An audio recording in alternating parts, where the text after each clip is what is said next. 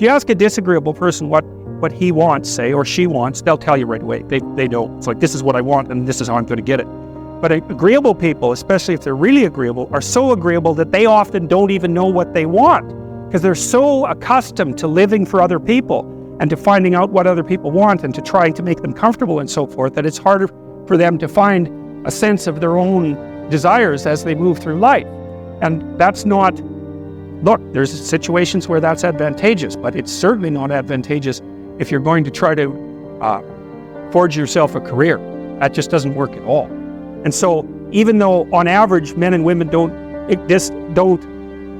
aren't that much different in terms of their levels of agreeableness by the group, if you go out and you look at the extremes, they're very different. So all of the most agreeable people are women, and all of the most disagreeable people are men. And the thing is, the extremes are often what matter rather than what's in the middle. And so one of the ways that's reflected in society, by the way, is there's way more men in prison.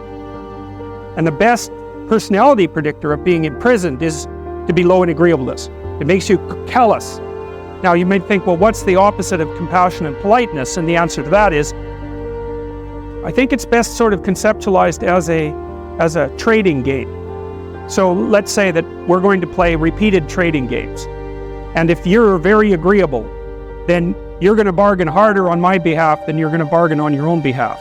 Whereas if you're very disagreeable, you're going to do the reverse. You're going to think, I'm in this trading game for me, and you are going to take care of your own interests. Where an agreeable person is going to say, no, at best, at worst, this has to be 50-50, but I'd like to help you every way I can. One of the things you have to be careful of if you're agreeable is not to be exploited, because you'll line up to be exploited. And I think the reason for that is because you're wired to be exploited by infants. And so that just doesn't work so well in that actual world. And one of the things that happens very often in psychotherapy, people come to psychotherapy for multiple reasons, but one of them is they often come because they're too agreeable. And so what they get is so-called assertiveness training, although it's not exactly assertiveness that's being trained. What it is the ability to learn how to negotiate on your own behalf. And one of the things I tell agreeable people, especially if they're conscientious, is say what you think. Tell the truth about what you think. There's going to be things you think that you think are nasty and harsh, and they probably are nasty and harsh, but they're also probably true. And you need to bring those up to the forefront and deliver the message. And it's not straightforward at all, because agreeable people do not like conflict. Not at all. They smooth the water. And you can see why that is in accordance with the hypothesis that I've been putting forward.